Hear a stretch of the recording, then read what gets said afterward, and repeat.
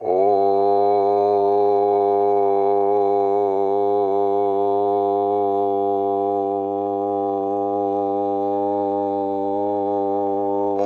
नमो भगवते वासुदेवाय।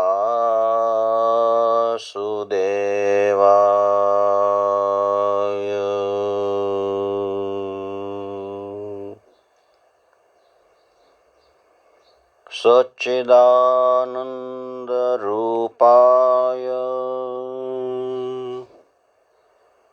विश्वोत्पत्त्यादिहेतवे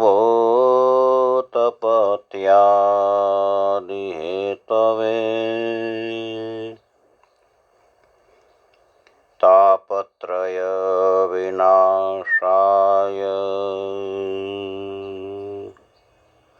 श्रीकृष्णाय वयं नुमः।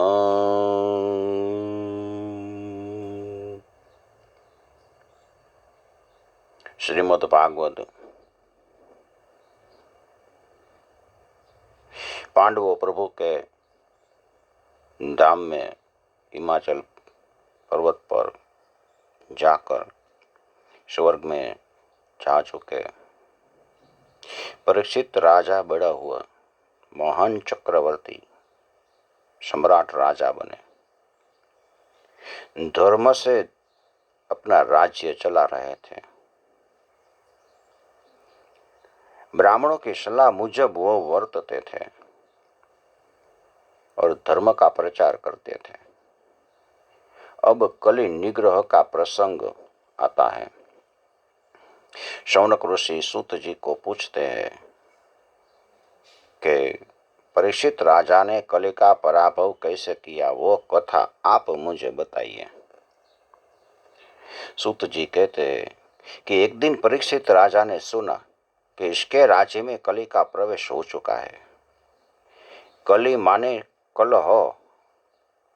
कलि अधर्म का मूर्तिमंत स्वरूप है।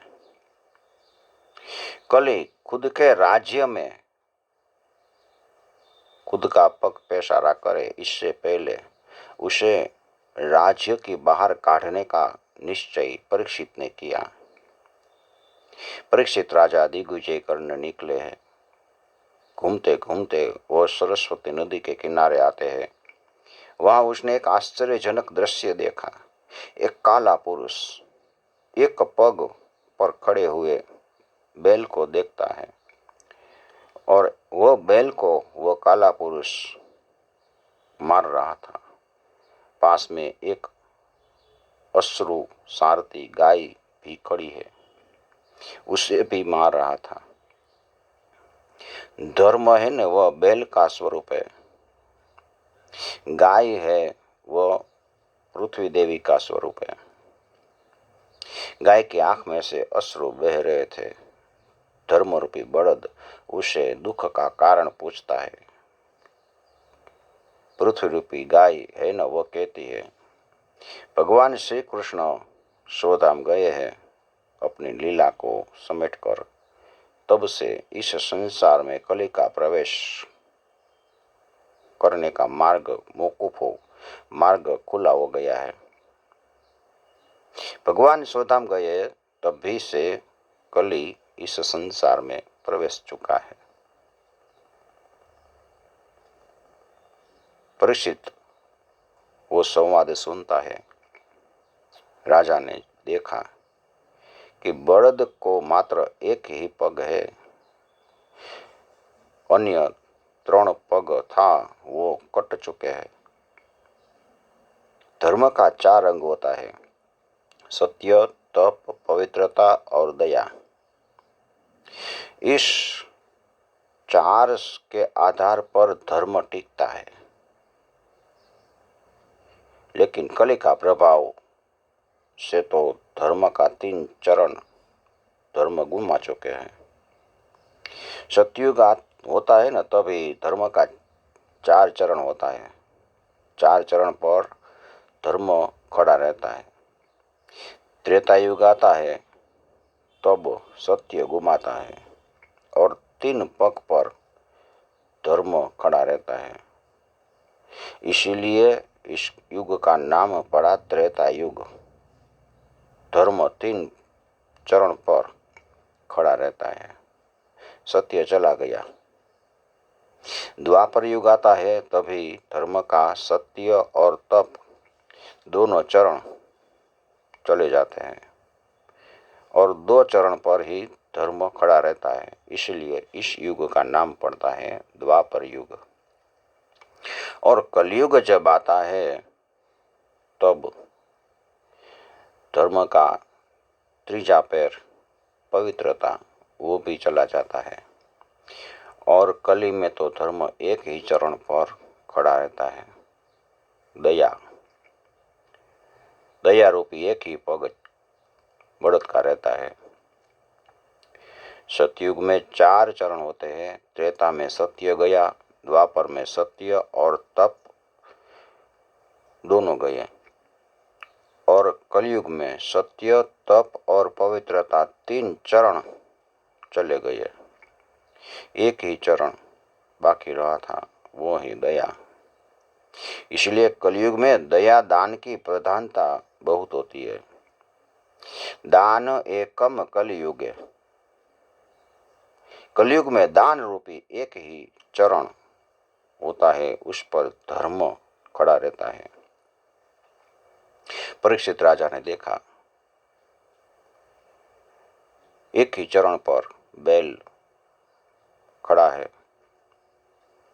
वो शूद्र उसे लाकड़ी से मार रहा था। परीक्षित ने बैल को पूछा कि तेरा ये 3 चरण किसने काटे? धर्मरूपी बड़द बैल था। वो कहते कि राजन उसके तो मुझे पता नहीं है, खबर नहीं है, लेकिन मुझे और इस पृथ्वी की गाय को वो पीड़ा देने वाला पुरुष, हमको देखकर आप ही निर्णय कीजिए। आप मन से जान लीजिए कि ये कौन है। राजा समझ गए, मन से देखा, ये शूद्र है ना, वो खुद के राज्य में प्रवेशा हुआ कली है और गाय और बैल को पीड़ा करता है, मारता है। गाय और बैल को जो पीड़ा देता है ना, वो कली है। परीक्षित राजा ने कली को मारने के लिए खड्ग निकाला। कली ने तो देखा कि अब तो मेरी मृत्यु नक्की है। कली परीक्षित राजा के चरण में गिर जाता है, मैं आपके शरण में हूं, मुझे मारो मत। परीक्षित राजा के चरण पकड़ लेता है। राजा विचार करता है कि मेरे शरण में आया है, मुझे इसे मारना नहीं चाहिए। कली का हाथ का स्पर्श परीक्षित राजा को हुआ। परीक्षित राजा की बुद्धि में विकार आ गया। वो राज धर्म परीक्षित राजा चूक गए। राजा कली जैसे दुष्ट और पापी को सजा करनी चाहिए, लेकिन वो मारते नहीं है। दुष्टों को मारना वो राजधर्म है। फिर भी दुष्ट कली पर राजा दया बताते हैं, क्योंकि वो शरण में आया है। परीक्षित राजा कहते हैं कि तू मेरे शरण में आया है ना, इसीलिए मैं तुझे मारता नहीं हूं, लेकिन मेरे राज्य को छोड़कर तू चला जा। कली दुष्ट है, पापी है, लेकिन बहुत चतुर है, होशियार है। कली परीक्षित राजा की प्रशंसा करता है, कहता है कि आप तो सारी पृथ्वी का स्वामी हो। आप मुझे कहते हैं कि मेरा राज्य छोड़कर चला जा, तो मैं जाऊँ कहाँ?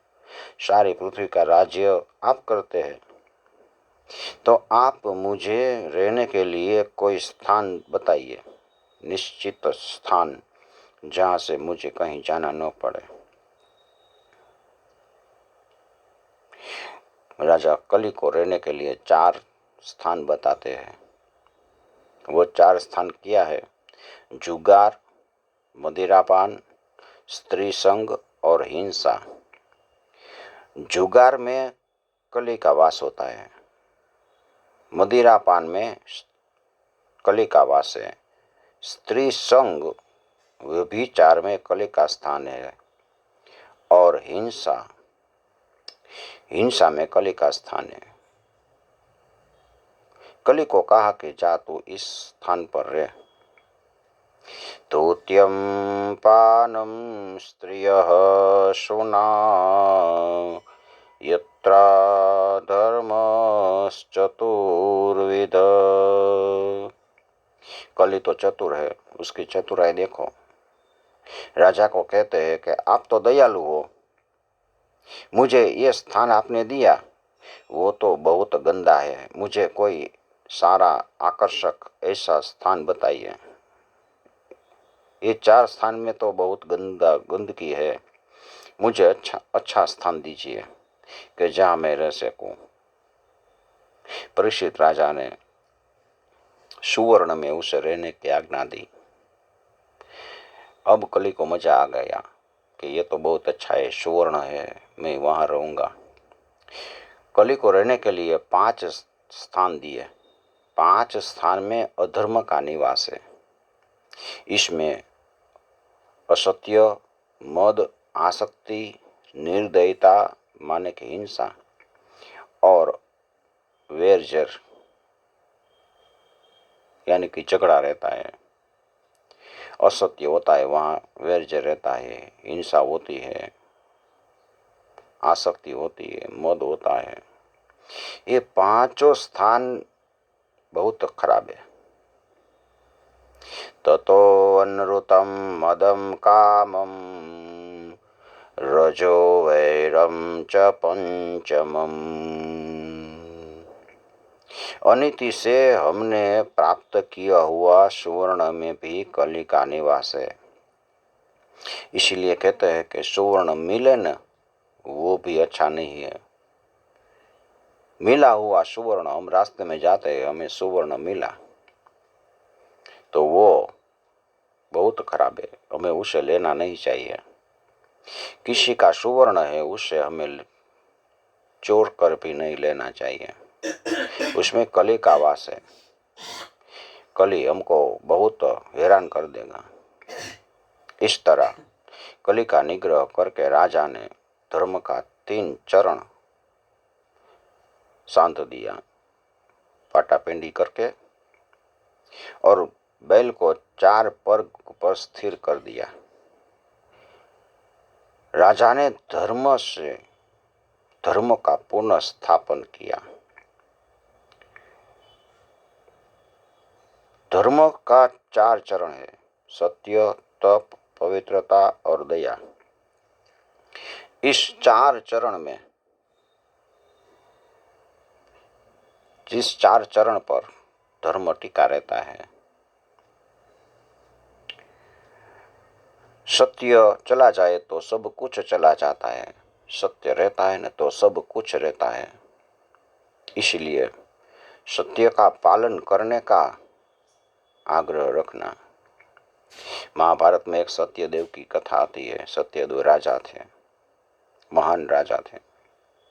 वह राजा दान, लक्ष्मी, सदाचार, सुयश से अलंकृत थे, धर्मनिष्ठ था, धर्म से खुद की प्रजा का राज्य करता था। लेकिन हमने सुना है कि लक्ष्मी तो चंचल है, वो एक जगह पर स्थिर नहीं टिकती। एक दिन प्रातः समय राजा सुबह में उठे, उसने देखा तो एक अति सुंदर स्त्री खुद के महल से बाहर जा रही थी। उसने पूछा कि देवी आप कौन हो? वो स्त्री कहती है कि मैं लक्ष्मी हूँ। अब मैं तुम्हारे घर से जाने के लिए इच्छा करती हूँ। जाने के लिए कौन जनार जो होते हैं उसे कोई रोक नहीं सकता। लेकिन राजा तो संतोषी था, उसने कहा कि आप जा सकते हैं, अच्छा है, चाहे आप। लक्ष्मी चली गई। थोड़ी देर के बाद महल में से एक पुरुष निकला। राजा ने देखा और राजा ने पूछा कि आप कौन हो, क्यों बाहर जा रहे हो? पुरुष कहता है कि मेरा नाम है दान। लक्ष्मी तो चली गई, अब आप दान क्या करेंगे? लक्ष्मी चली जाती है तो अब मुझे भी चला जाना चाहिए। राजा कहते कि ठीक है, आप जा सकते हैं। थोड़ी देर के बाद एक दूसरा पुरुष महल में से बाहर निकला। राजा ने पूछा कि आप कौन हो? वो पुरुष कहता है कि मेरा नाम सदाचार है। लक्ष्मी और दान दोनों आपके महल से चले गए हैं। जो लक्ष्मी और दान जिसका चला जाता है ना, उसका आचार अच्छा नहीं रहता, आचार बिगड़ता है। जिस घर में लक्ष्मी न हो, दान वृत्ति न हो, वहां सदाचार कैसे रहता है? मैं जाता हूं। राजा ने कहा कि सत्य है, आप भी जा सकते हो। बाद में एक पुरुष बाहर निकलता है। उससे भी राजा प्रश्न पूछता है कि आप कौन हो, कहाँ जाते हो? वह कहते हैं कि मेरा नाम यश है।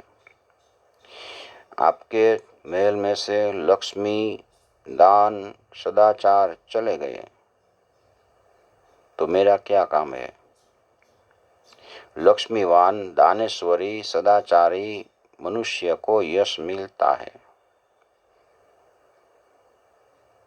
आपके महल में से वो तीनों चले गए तो मेरा रहने का कोई कारण नहीं है। राजा कहते कि भले आप भी जाइए। इसके बाद एक सुंदर पुरुष महल से बाहर निकलता है। राजा पूछते हैं आप कौन हो, आप मुझे क्यों छोड़कर चले जाते हो? वो पुरुष कहता है कि राजन, मेरा नाम सत्य है। आपके महल में से लक्ष्मी, दान, सदाचार, यश वो सभी चले गए हैं। अब मेरी क्या जरूरत है? मैं भी इसके साथ जाना चाहता हूँ। सत्यदेव राजा कहते हैं जे चले जाए, जो गया है उसकी मुझे अपेक्षा नहीं थी। मुझे लक्ष्मी की अपेक्षा नहीं थी, दान की अपेक्षा नहीं थी, सदाचार की अपेक्षा नहीं थी, यश की अपेक्षा नहीं थी। इसके बिना तो मुझे चलेगा, लेकिन आपके बिना मुझे जरा भी नहीं चलेगा। मैं सत्य के सहारे तो जीता हूँ और सत्य ही मेरा जीवन है। मैंने कभी भी आपका त्याग नहीं किया है। आप मेरा त्याग कर कर मत जाइए, मैं आपको नहीं जाने दूंगा। आप ही मेरा सर्वस्व है, आप ही मेरा भगवान है। सत्य एज परमेश्वर साचू तू बोल, तारा माँ परमेश्वर छे के नहीं खोल। तुम्हारा हृदय खोलो। सत्य के पैर रुक गए। सत्य को खुद का सर्वस्व समझनार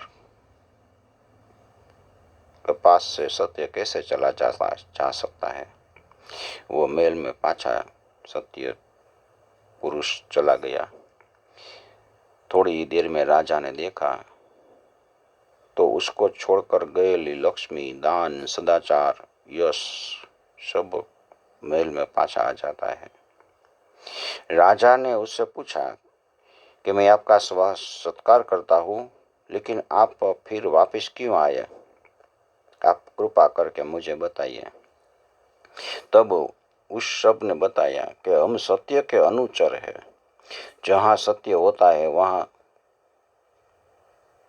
हम रहते हैं। हमने बाहर जाकर सत्य की प्रतीक्षा की कि सत्य अभी आएगा, अभी आएगा। सत्य आया नहीं, इसीलिए सत्य न आते हुए हम वापस आए हैं। हरिश्चंद्र राजा ने राजलक्ष्मी त्यागी।